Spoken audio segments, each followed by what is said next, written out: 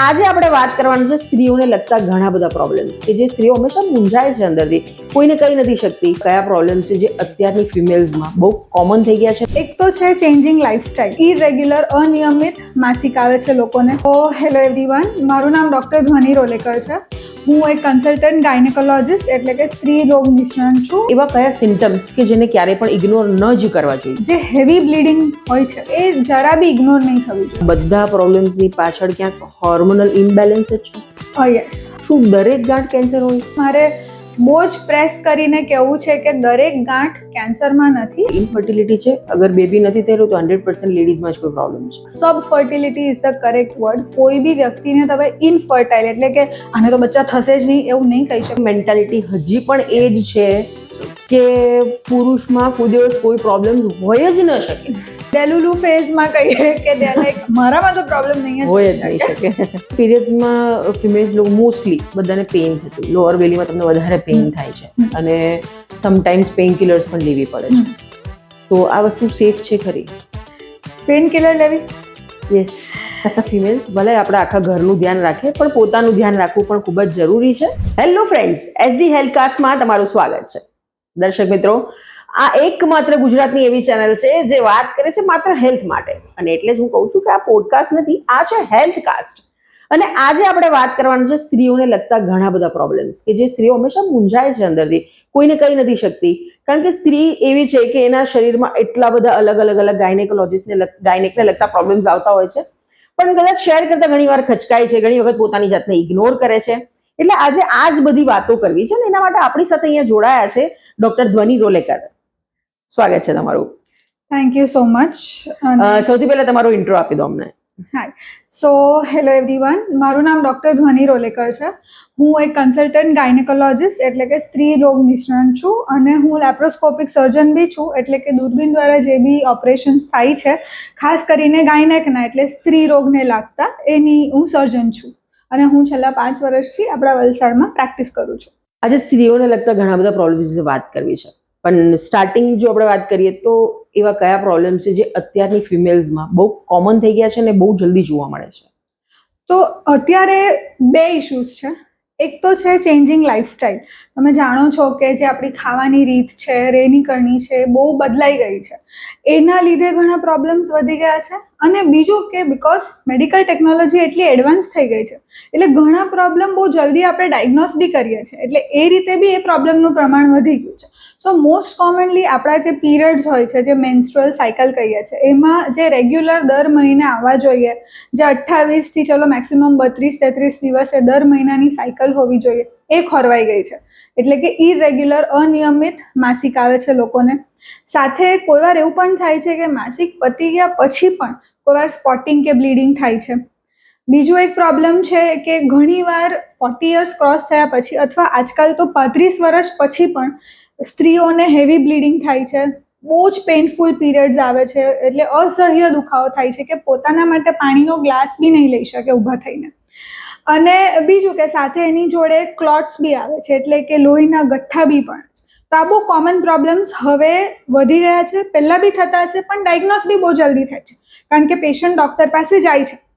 બીજું બી એક છે કે ઇન્ફેક્શન પણ ઘણા વધી ગયા છે, વ્હાઇટ ડિસ્ચાર્જ પણ વધી ગયું છે, પણ at the same time awareness બી થાય છે વ્હાઇટ ડિસ્ચાર્જને લઈને. પીપલ આર ગેટિંગ ઓરિએન્ટેડ કે ભાઈ આપણે હાઇજીન મેન્ટેન કરવું જોઈએ, એટલે એ ખાસું એવું એડ્રેસ થઈ જાય છે. બાકી એક ફિમેલને કોમનલી થતી જ હોય છે આ વસ્તુ. અને મેન્સ્ટ્રુઅલ સાયકલ એટલે પીરિયડ્સના લીધે જે બી પ્રોબ્લેમ્સ મેં તમને આગળ વાત કરી એ બધાના બહુ અલગ અલગ નામ છે, અને એ બધા જ ઓન અ રાઇઝ છે because of lifestyle changes, stress કહી લો કે પછી આ નવી રીતે આપણે ફટાફટ ડાયગ્નોસ કરી રહીએ છીએ, એના લીધે બી એનું પ્રમાણ વધે છે. Which is a good thing કે જલ્દી ડાયગ્નોસ થાય તો જલ્દી સારવાર થાય. જો સ્ત્રીઓમાં એક છે ને બહુ કોમન પ્રોબ્લેમ છે કે પોતાની જાતને હંમેશા ઇગ્નોર જ કરતી રહે, કારણ કે 70 રિસ્પોન્સિબિલિટી લઈને બેઠી, ઠીક છે મારું તો મને ચાલશે, પણ આ ચાલશે જ ઘણી વખત બહુ મોટા પ્રોબ્લેમ્સ ક્રિએટ કરે છે. તો ખાસ કરીને એવા કયા સિમ્ટમ્સ કે જેને ક્યારે પણ ઇગ્નોર ન જ કરવા જોઈએ?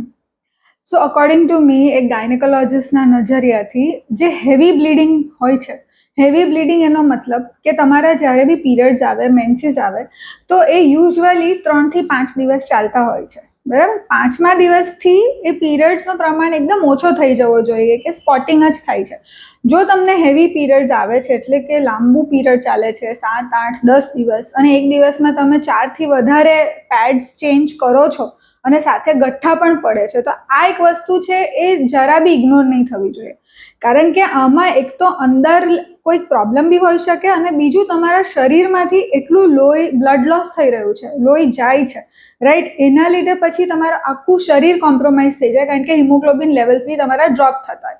આના પછીના સેકન્ડ નંબર પર હું બોલીશ કે ઇરેગ્યુલર, એટલે કે અનિયમિત પીરિયડ્સ, એ બી એક નિશાની છે કે અંદર કંઈક ઓવરીઝમાં કે યુટ્રસમાં, એટલે કે અંડાશય ને ગર્ભાશયમાં કંઈક ને કંઈક પ્રોબ્લેમ હોઈ શકે છે. અને મોસ્ટ કોમનલી PCOS ને PCOD, જે આજકાલ હવે કહેવાય છે PMOS, એ પણ જાણવા મળે છે સ્ત્રીઓમાં.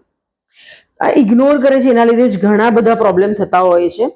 પણ વસ્તુ એ છે કે તમે કીધું કે લાઇફસ્ટાઇલના લીધે આ બધું વધારે થાય. શું ખાલી લાઇફસ્ટાઇલ એક આ વસ્તુ માટે ઇફેક્ટ કરે? Not necessarily. Lifestyle is one of the reason. બીજા બી ઘણા રીઝન હોય છે. કોઈ લોકોની શરીરની બનાવટ બી એવી હોય છે કે એ લોકોને જલ્દી કોઈક રોગ થઈ જાય છે. એને કુદરતી કહીએ, અમે કહીએ કે ભાઈ બોડીની પ્રોપર્ટી જે છે, નેચરલ પ્રોપર્ટી, કે જેના લીધે ચલો એ લોકોને ફાઇબ્રોઇડ્સ થઈ ગયા, એટલે કે ગર્ભાશયમાં ગાંઠ થઈ જાય છે, કે ઓવરીઝમાં ગાંઠ થઈ જાય છે. બીજું એક હોય છે કે જનરલી કોઈક વાર જેનેટિક કમ્પોનન્ટ ફેમિલીમાં ચાલતું હોય, કે મમ્મીને થયું છે, કે માસીને થયું છે, કે નાનીને થયું છે, એટલે મધર સાઈડ પર, તો પણ આ ફિમેલમાં જોવા મળી શકે છે. ઓવેરિયન સિસ્ટ માટે ઓપરેશન જરૂરી છે શું દરેક વખતે? સો એ ડિપેન્ડ કરે કે ઓવેરિયન સિસ્ટ, એટલે કે અંડાશયમાં જે ગાંઠ થઈ જાય એ કઈ ટાઈપની ગાંઠ છે. બહુ બધી અલગ અલગ ટાઈપની ગાંઠ હોઈ શકે છે. જનરલી આપણે જે ગાંઠ જોઈએ છે એ ક્યાં તો પાણીની ગાંઠ હોય, કાં તો એન્ડોમેટ્રિયોટિક ગાંઠ હોય, બરાબર, ક્યાં તો પછી લોહીની બી ગાંઠ હોય. એ ગાંઠ કયા ટાઈપની છે અને સાઇઝમાં કેટલી મોટી છે.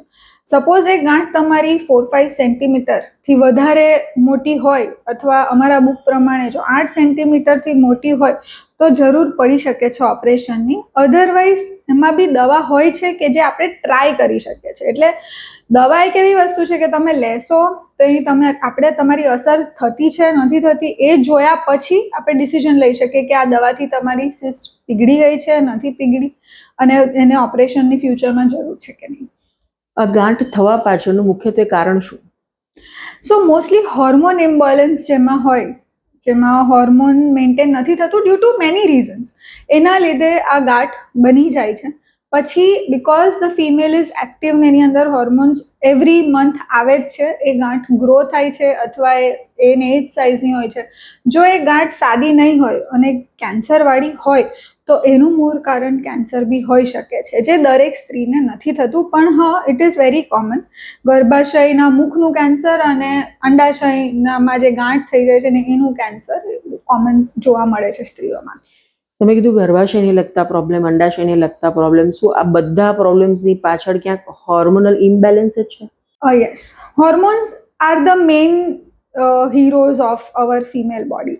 તમે જોજો કે ફિમેલ જ્યારે બી કોઈ બી ટાઈપના સ્ટ્રેસમાં હોય, એ મેન્ટલ, ફિઝિકલ, ઇમોશનલ, સાયકોલોજીકલ, કોઈ બી સ્ટ્રેસમાં હોય, તો સૌથી પહેલાં એ મોસ્ટલી એના હોર્મોન્સમાં ચેન્જીસ આવે છે.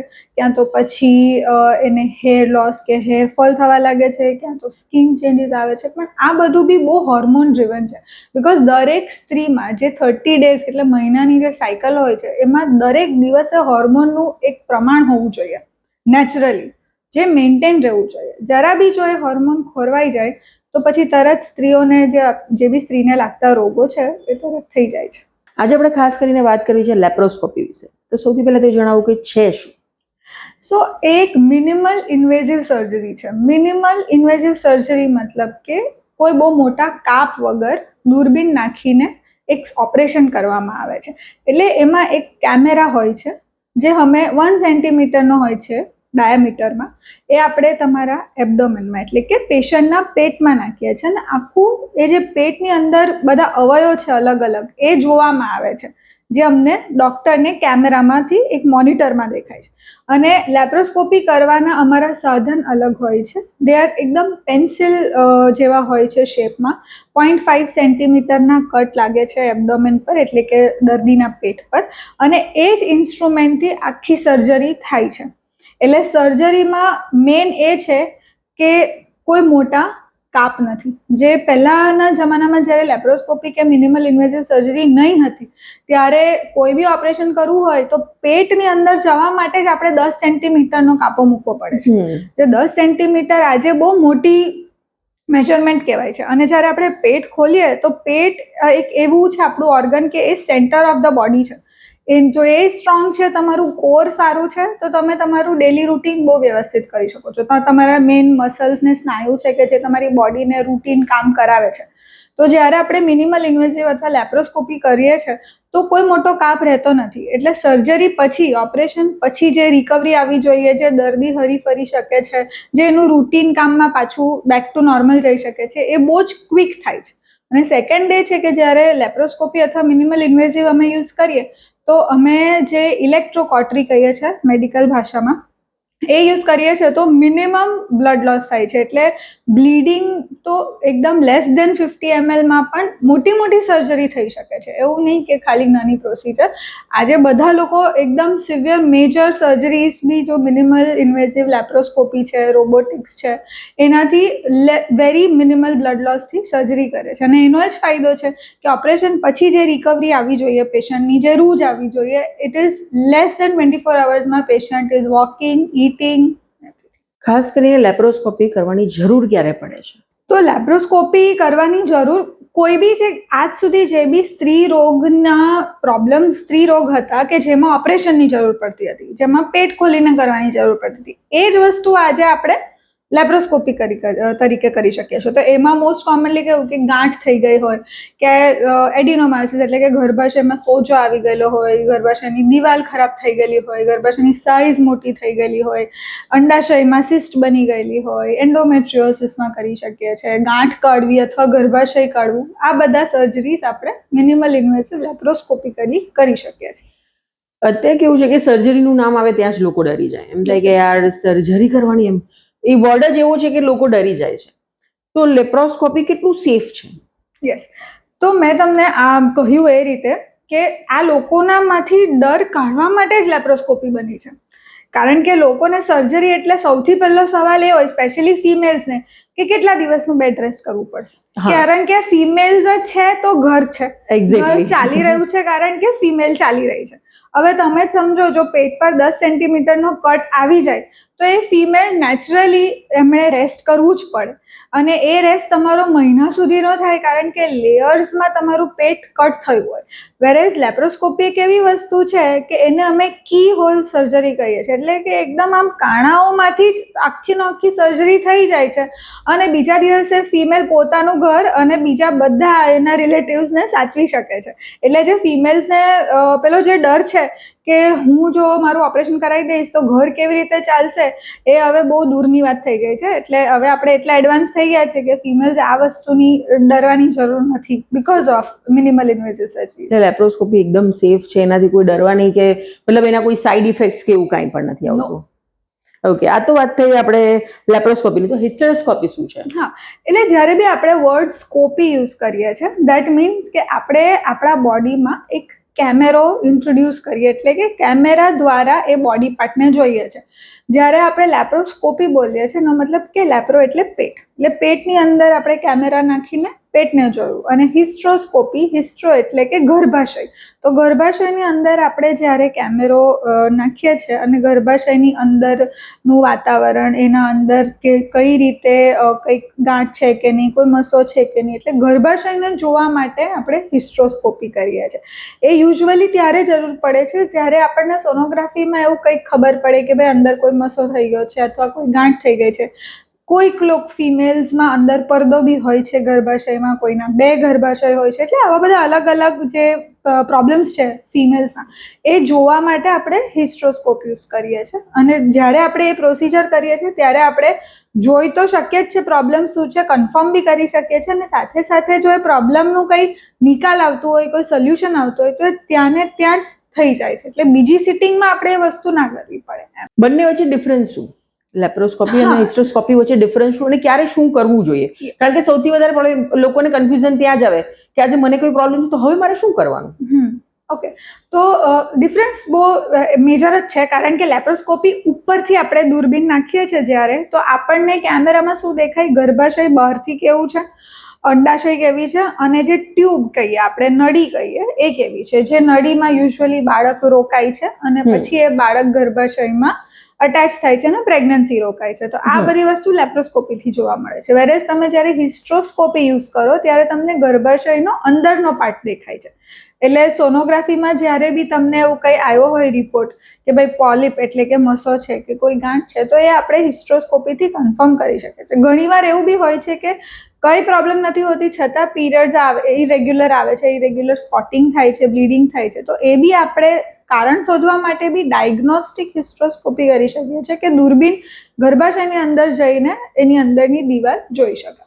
દરેક ફાઇબ્રોઇડ માટે લેપ્રોસ્કોપી જરૂરી છે કે મતલબ કમ્પલસરી છે એમ?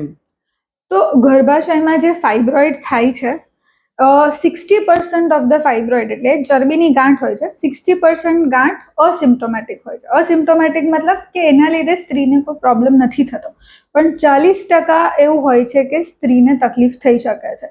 તો તકલીફ કયા કયા ટાઈપની છે એના પર ડિપેન્ડ કરે છે કે બહુ જ હેવી બ્લીડિંગ થતું હોય, બહુ પીરિયડ્સમાં પેડ ચેન્જ કરવાની જરૂર પડતી હોય, દુખાવો થતો હોય, અને ગર્ભાશયની માં જે ગાંઠ છે એની સાઇઝ કેટલી છે. સપોઝ સાઇઝ બહુ જ મોટી હોય તો જરૂર પડે તો એ ગાંઠ કાઢવી પડે, અને જો પ્રેગ્નન્સી ને એવું બધું થઈ ગયું હોય સ્ત્રીને તો આખું ગર્ભાશય પણ કાઢવાની જરૂર પડી શકે છે. એટલે એવું જરૂરી નથી કે ફાઇબ્રોઇડ નાનો છે કે ભાઈ ચલો 2 સેન્ટીમીટરનો જ છે અને એટલે આપણે એને નહીં કઢાવવાનું, પણ જો એ 2 સેન્ટીમીટરનો ફાઇબ્રોઇડ બી તકલીફ આપતું હોય સ્ત્રીને તો જરૂર પડી શકે છે એનો કોઈ બી સર્જિકલ નિકાલ કરવાની. જ્યારે ગાંઠ શબ્દ આવે ને એટલે અત્યારે આપણા બધાના માઇન્ડસેટ છે કેન્સર, ડિરેક્ટલી આપણે ત્યાં જ પહોંચી જઈએ છીએ. શું દરેક ગાંઠ કેન્સર હોય? નો, ડેફિનેટલી નોટ. એવું જરા બી નથી હોતું. આ તો મારે બહુ જ પ્રેસ કરીને કહેવું છે કે દરેક ગાંઠ કેન્સરમાં નથી. આપણું આખું જે શરીર છે એમાં અલગ અલગ જગ્યા પર અલગ અલગ ટાઈપની ગાંઠ થઈ શકે છે, અને એ બધાની કેન્સર અને જે નોન કેન્સરની ગાંઠ હોય બધાની અલગ અલગ પ્રોપર્ટીઝ હોય છે.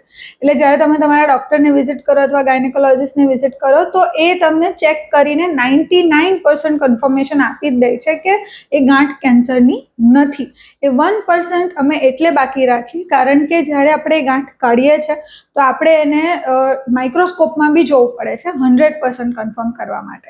એટલે જરૂરી નથી કે બધી ગાંઠ કેન્સરની હોય, ને જે કેન્સરની ગાંઠ હોય એના જે પ્રોપર્ટીઝ હોય, એના જે સિમ્ટમ્સ હોય, એ બધું બહુ તરત ફિમેલ્સમાં આવી જ જાય છે. એટલે આપણે એ પહેલાં જ ડાયગ્નોસિસ કરી શકીએ છીએ એના વિશે. લેપ્રોસ્કોપી જે સર્જરી છે તે ક્યાં ઇન્ફર્ટિલિટીમાં મદદરૂપ થાય છે કોઈ રીતે?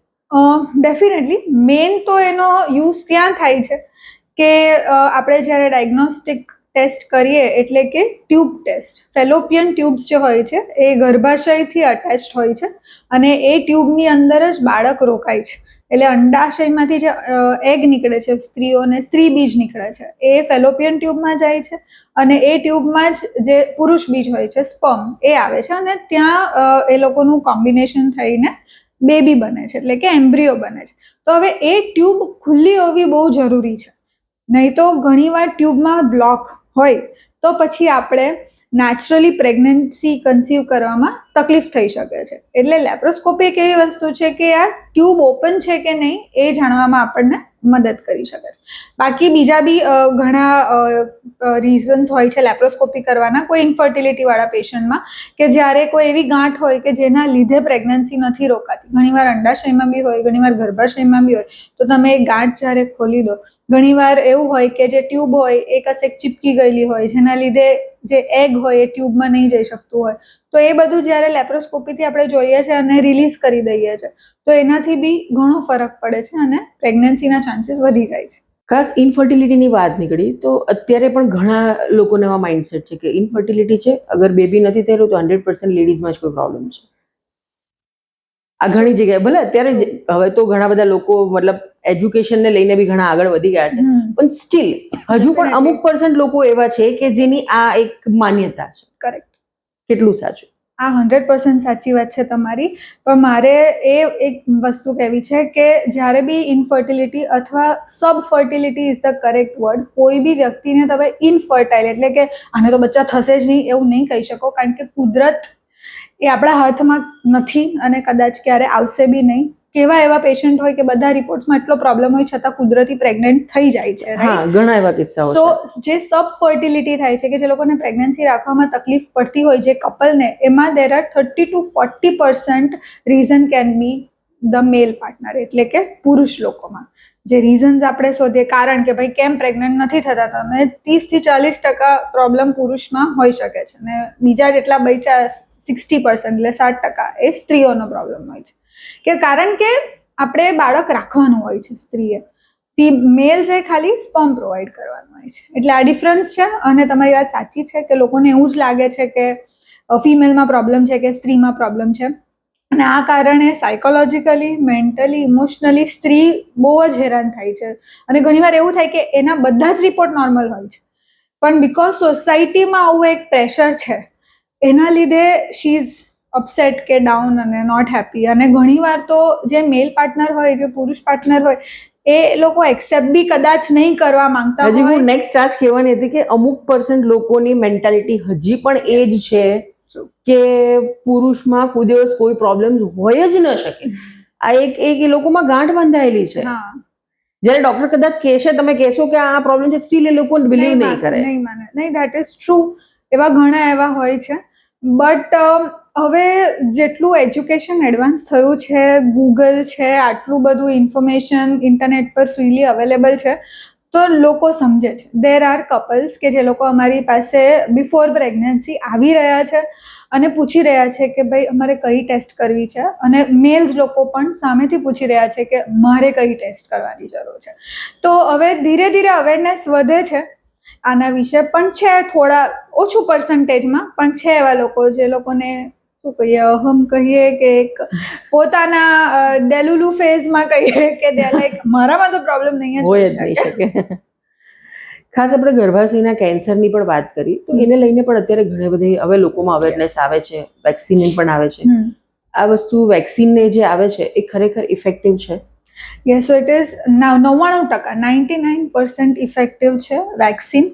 પણ એ ક્યારે 99% ઇફેક્ટિવ રહેશે? જ્યારે તમે યંગ એજમાં એક સ્ત્રીને, young age, by young age I mean કે તમે એને જો 15 વર્ષની વયે કે 14 વર્ષની ઉંમરે એ વેક્સિન આપી દીધી હોય, જે સરકાર હમણાં હવે ફ્રીમાં આપે છે, જે સરકાર વેક્સિન ફ્રીમાં આપે છે એકચ્યુઅલી 4000 રૂપિયાની છે, જે ગાર્ડાસિલ આપે છે એ. તો એ જો 15 વર્ષની વયે આપી દીધી તમે તમારી દીકરીને કે બેનને કે કોઈ બી સ્ત્રીને, તો એને 99% ગેરંટી એવી મળશે કે કેન્સર નહીં થાય. કારણ કે ગર્ભાશયનું જે મુખ છે એ ઓપન ટુ એન્વાયરમેન્ટ છે, સ્પેશિયલી જ્યારે સેક્સ્યુઅલ રિલેશન ચાલુ થઈ જાય ફિમેલના. એટલે જો યંગ એજમાં આપી દે તો ત્યારે they are yet to start sexual activity, તો બેટર ઇફેક્ટ આવે એની. 15 વર્ષની એજ તમે કીધું, પણ પીરિયડ સ્ટાર્ટ થાય એ પહેલા કે એ પછી? તો બાય ધ બુક તમે જોવા જાઓ તો જે વેક્સિનની એજ લિમિટ છે is from 9 years to 45 years. એટલે 9 વર્ષની છોકરી થી 45 વર્ષની સ્ત્રી, આની વચ્ચે કોઈ પણ વેક્સિન લઈ શકે છે. એનો પીરિયડ સ્ટાર્ટ થવાથી કોઈ લેવા દેવો નથી. અને એવું બી નથી કે તમે પીરિયડ્સમાં છો તો તમે વેક્સિન નહીં લઈ શકો, કે પીરિયડ્સ પતી જાય તો વેક્સિન નહીં લઈ શકો, એવું કંઈ જ નથી. હા, પ્રેગ્નન્ટ હો તો અમે અવોઇડ કરીએ છીએ કોઈ પણ વેક્સિન આપવાની. છતાં સ્ટડીઝ તો થઈ જ છે કે તમે ત્યારે પણ આપી શકો છો vaccine, but we avoid. Breast feeding કરાવતા હોય તો બી વેક્સિન આપણે આપીએ જ છે. પીરિયડ્સની વાત નીકળી તો એક અત્યારના દરેક માઓને ખાસ ટેન્શન હશે કે ભાઈ હવેની છોકરીઓ બહુ જલ્દી પીરિયડ્સમાં આવે છે. શું રીઝન છે?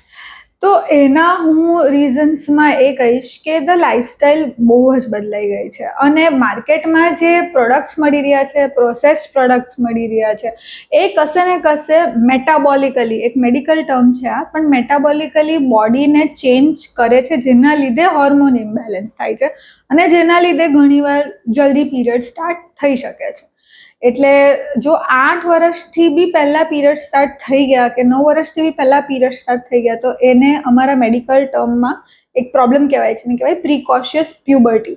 તો એના માટે તમારે ડૉક્ટરને વિઝિટ કરવું જોઈએ. પણ ધ લેટેસ્ટ યંગેસ્ટ જે મને ખબર છે is 10 years, which is very young, કારણ કે આઈડિયલી તમારા પીરિયડ્સ 13-14 yearsએ ચાલુ થઈ જવા જોઈએ. અને જો 16 yearsએ બી પીરિયડ સ્ટાર્ટ નહીં થાય તો પછી તમારે ડૉક્ટર પાસે જવું પડે. એટલે maximum 16 years, minimum 13 to 16 normal 12 છે. years ચલો આપણે આપીએ. Okay. But 8 years, 9 years is not good. અત્યારે તો પીરિયડ્સને લઈને બી ઘણા બધા મતલબ સેનેટરી પેડ્સ અલગ અલગ આવે છે, મેન્સ્ટ્રુઅલ કપ આવવા Yes. માંડ્યા છે, તો કઈ વસ્તુ વધારે સેફ છે?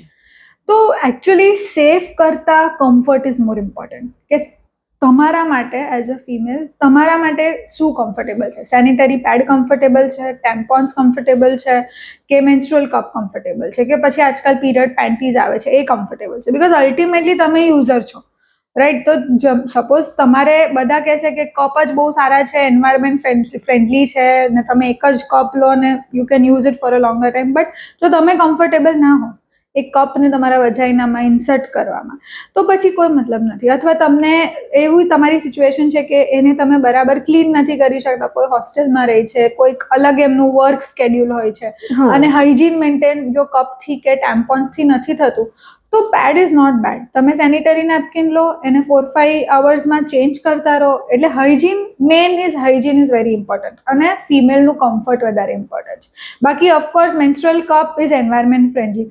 જો દરેક ફિમેલ એનાથી કમ્ફર્ટેબલ થઈ જાય તો એનાથી સારું તો કંઈ નથી. Even period panties for that matter એ એન્વાયરમેન્ટ ફ્રેન્ડલી છે, તો એનાથી બી જો કમ્ફર્ટેબલ ફિમેલ્સ થઈ જાય તો દેટ ઇઝ ઓલ્સો ગુડ. બીજી વસ્તુ કે પીરિયડ્સમાં ફિમેલ્સ લોકો મોસ્ટલી બધાને પેઇન થતું, લોઅર બેલીમાં તમને વધારે પેઇન થાય છે અને સમટાઈમ્સ પેઇન કિલર્સ પણ લેવી પડે છે. તો આ વસ્તુ સેફ છે ખરી? પેન કિલર લેવી? Yes. So see whenever you take a medicine, ક્યારેક બી લઈ લીધું અવારનવાર કંઈક બહુ પેન થઈ ગયું અને you have sum important work અને તમે પેન કિલર લઈ લીધી તો ઠીક છે, કોઈ વાંધો નથી. પણ જો તમને દરેક પીરિયડ આવે, દરેક મહિનામાં તમને 2 થી 3 વાર પેન કિલર તમારે લેવી પડતી હોય અને તમને એટલું બધું પેન થતું હોય કે તમને એ સ્ટ્રેસ આવી જાય કે હવે આ મારું બહુ ઇમ્પોર્ટન્ટ કામ છે ને મને મારા પીરિયડ્સ આવી જશે તો મારે પેન કિલર લેવી જ પડશે, નહીં તો હું કામ નહીં કરી શકું, કે ભાઈ પોતે ચાલીને બાથરૂમમાં નહીં જઈ શકું, તો એ પેન સારો નથી. એ pain would suggest some bigger problems like endometriosis કે એડિનોમાયોસિસ, જે હવે યંગ એજથી જ થવા લાગે છે.